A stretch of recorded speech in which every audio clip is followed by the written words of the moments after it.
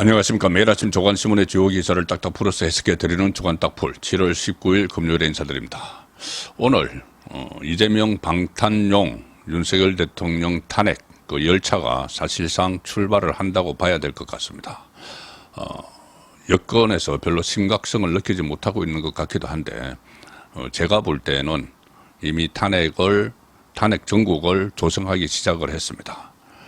오늘 오전 10시부터 국회 법사위에서 윤석열 대통령 탄핵 청원 청문회가 지금 열리고 있죠.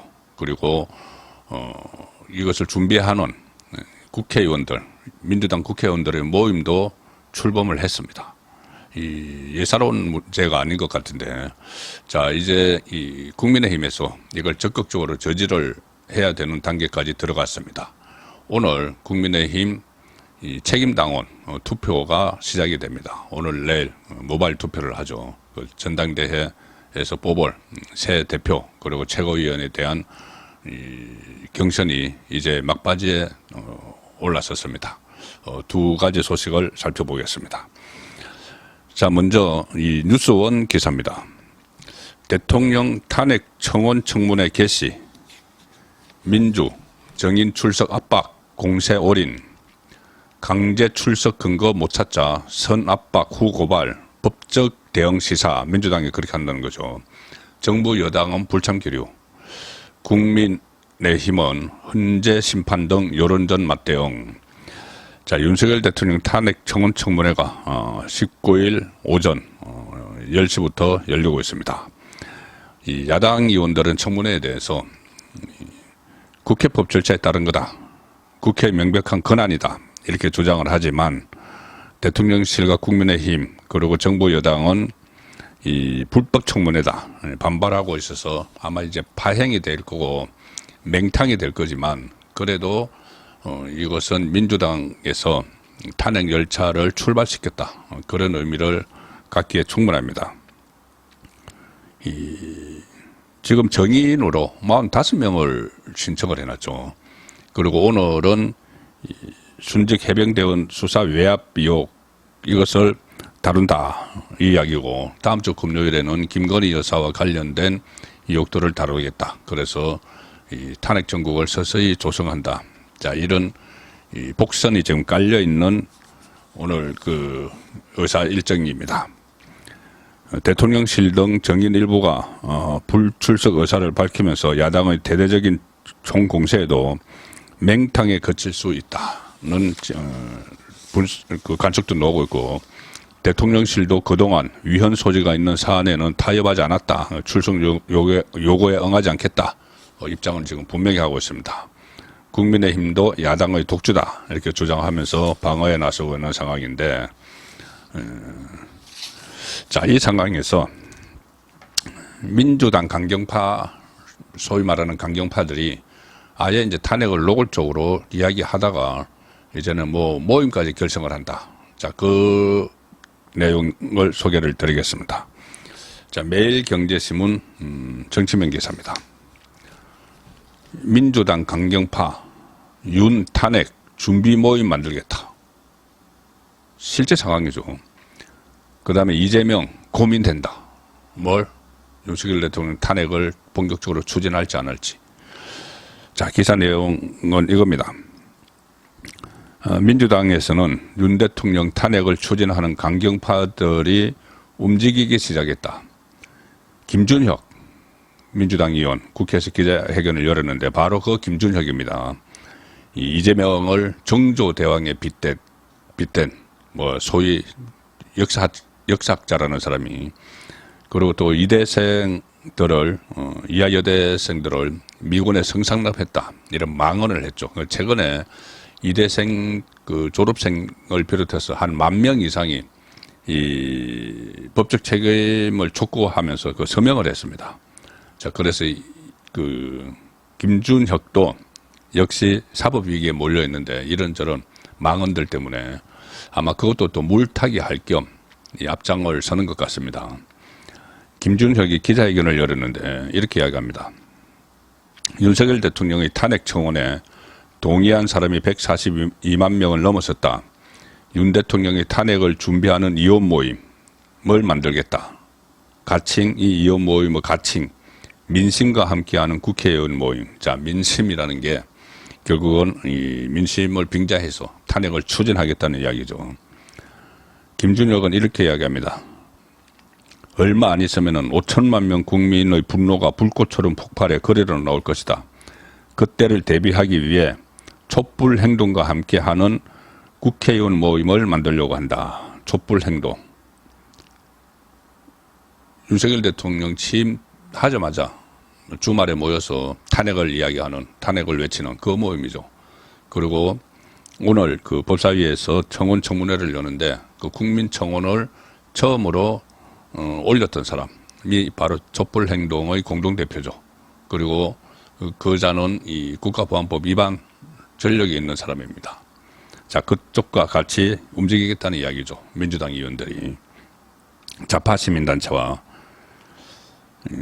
이 김준혁이 만든 이 모임에는 무슨 강덕구, 문정복, 민형배, 부성찬, 양문석, 장종태 이런 민주당 소속 의원들과 사회민주당, 한창민 이런 사람 총 8명이 지금 참여를 해서 시작을 했습니다. 민주당은 오늘 법사위에서 개최하는 윤 대통령 탄핵 청원 청문회를 시작으로 탄핵 열차를 서서히 출발시키는 모양새다. 자, 이재명은 어떤 입장일까요? 여기에 대해서. 이재명은 그때 박찬대, 지난 주말이죠. 박찬대, 황운하 거리에 나가서 무슨 최상병 특검 집회를 하다가 나중에 이 탄핵 이야기를 막 했는데 그때 바닥에 앉아서 이 피켓을 흔들고 있었던 이재명. 자, 이재명은 어제 CBS 라디오에서 진행한 당대표 후보자 방송 토론회, 지금 토론회 하고 있습니다. 김두관하고 또 한 사람 나와가지고 거기서 진행자가 윤 대통령 탄핵 열차가 출발했다고 보느냐 이 질문에 이재명이 한 말은 고민된다. 결국 국민의 뜻에 따라 결정될 것이다. 국민의 뜻이 아니라 이재명의 사법 위기가 어느 정도 수위에 달할 것인지에 따라서 결정된다는 이야기겠죠. 그리고 그 자락을 다 지금 깔아놓고 있습니다. 최상병 특검, 무슨 청문회, 이런 것들. 그리고 길거리에 나가서 좌파단체와 같이 탄핵을 외치고, 이렇게 탄핵이란 단어를 익숙하게 만들고 있죠. 자, 민주당 당 차원에서도 탄핵 분위기를 열심히 지금 조성을 하고 있습니다. 그런 이 행동들이 수치로 나타나는데, 동아일보 육민기사입니다. 개원 50일 만에 정인, 참고인 268명 채택, 힘으로 밀어붙인 야. 자, 자충우도라는 정청래가 있는 법사위 세 차례에 걸쳐서 정인 57명 채택을 했습니다.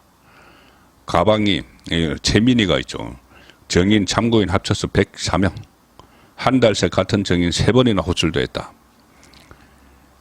무슨 정부 업무 보고, 현안 질의, 이건 이제 통상적으로 해왔던 거죠. 그런데 이번에는 별걸 다 합니다. 입법 청문회.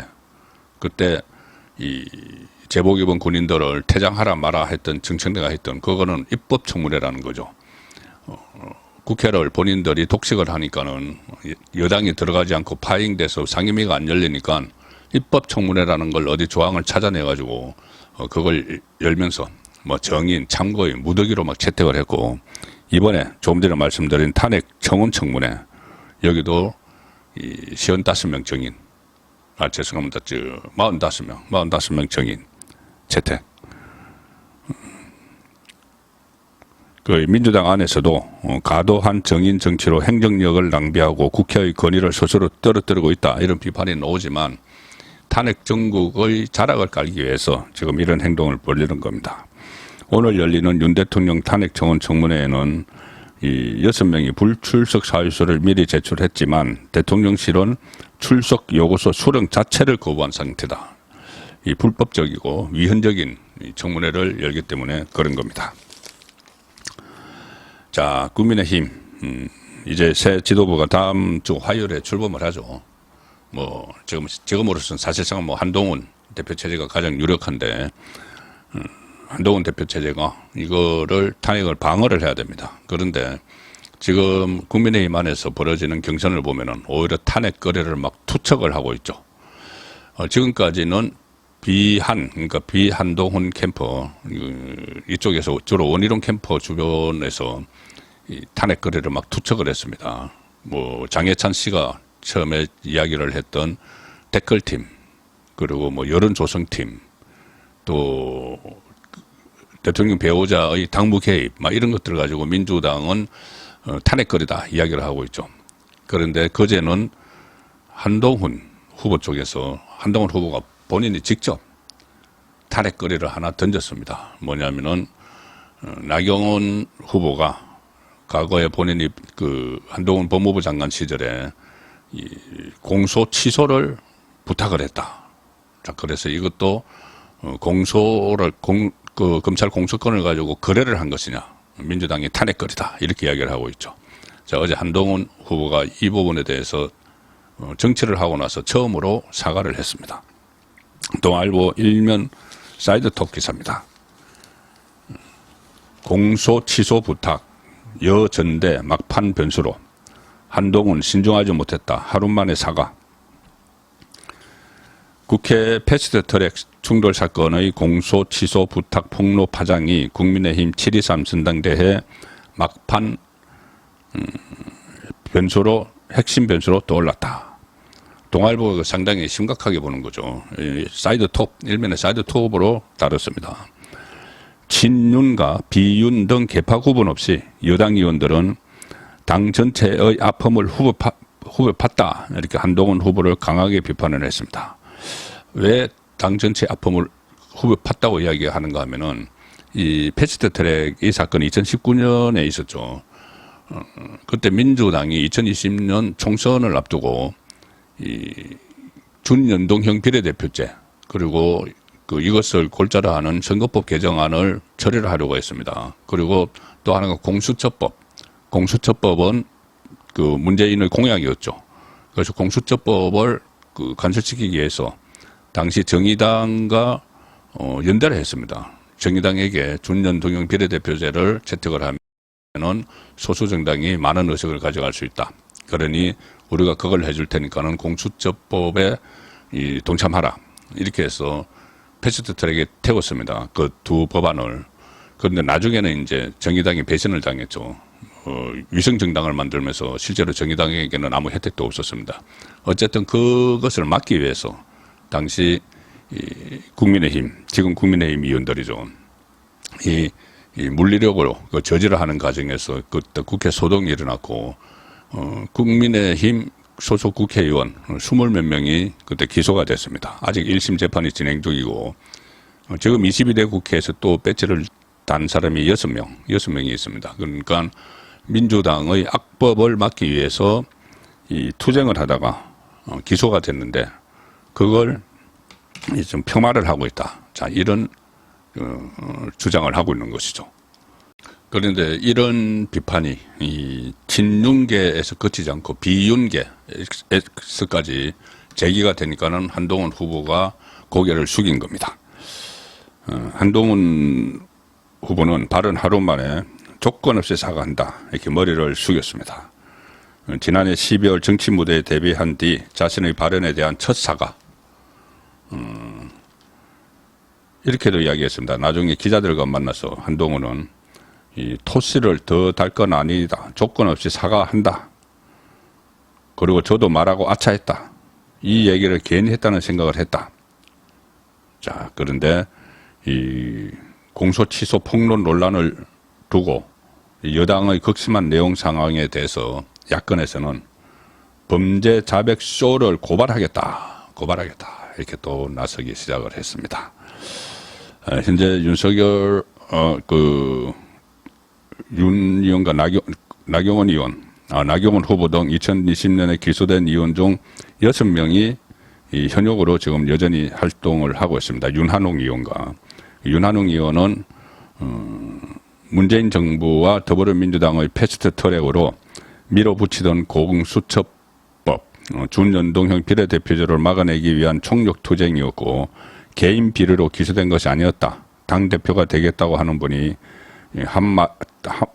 당대표가 되겠다고 하는 분이 한 말이 맞는지 도저히 믿을 수 없다. 이렇게 많은 지금 반발이 여전히 일어나고 있습니다. 사과를 했지만. 자, 오늘 마지막 소개해드릴 기사는 이 수미 테리 기소 이야기입니다. 어제 계속 논란이 됐었죠. 미국 외교협회 선임연구원인데 한국 정부를 위해서 일종의 스파이 역할을 했다. 그래서 기소가 됐죠. 근데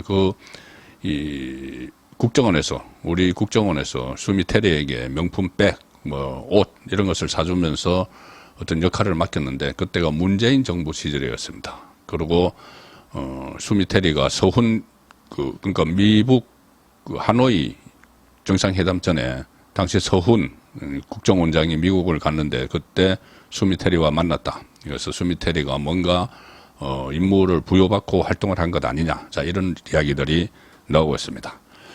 동아일보와 조선일보 기사입니다. 정권 바뀔 때마다 국정원 물갈이, 카드 흔적 남긴 아마추어가 됐다. 국정원 문 때 종전선언 위에 무리한 대미 외교, 이게 학언이다. 아마추어적인 활동, 국정원 활동, 자기들의 동선이 다 노출이 되고 사진 다 찍히고 또 카드 사용까지 다 흔적을 다 남기고 또 식당에서 대화하는 내용까지 도청 감청됐는데 그것도 몰랐고 이게 문재인 정부 때 국정원의 수준입니다. 국정원 그때 이 현장 요원들을 대거 내부로 끌어들이고 별로 경험이 없는 사람들을 현장으로 내보내고 그런 조치들이 그때 있었죠, 국정원. 그 문제는 그 문제고, 이 문재인 정부가 종전선언을 위해서 이렇게 무리한 대미 외교를 하다가 화를 불러일으켰다. 자, 그 내용은 조선일보 기사입니다.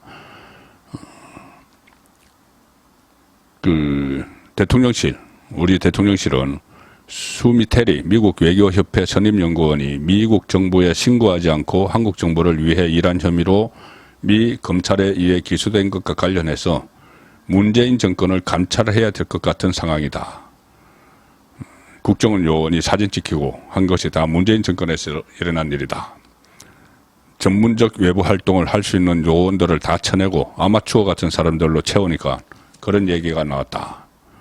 그리고 실제로 미국 검찰의 공소장과 당시 상황에 밝은 소식통들의 얘기를 종합하면은 2019년에서 2021년 사이 문재인 정부가 종전선언을 원하면서 무리한 대미 외교를 펼친 것이 이번 사태로 연결된 측면이 있다는 겁니다. 미국 검찰은 2019년 1월에 서훈 당시 국정원장의 워싱턴 DC 방문 시에 테리 연구원이 국정원 요청으로 미국 국방부 고위 당국자 등을 섭외를 해서 비공개 간담회를 열어준 것을 문제를 삼았다. 하노이 2차 미북 정상회담을 한 달 앞둔 이때 문재인 정부는 종전선언의 총력전 중이었다. 그래서 종전선언을 이끌어내려고 김정은에게 우호적인 모습을 보이려고 여러 가지 수단을 동원했는데 그 중에 하나가 막 몇천만 원짜리, 몇백만 원짜리, 가방, 옷, 이런 것을 수미 테리에게 사주면서 미국의 그 5위 당국자를 만나서 종전선언을 설득하려고 했다. 자, 그 결과가 오늘 이런 학언을 불렀다는 분석 기사입니다. 7월 19일 보내드린 조간 딱풀이었습니다.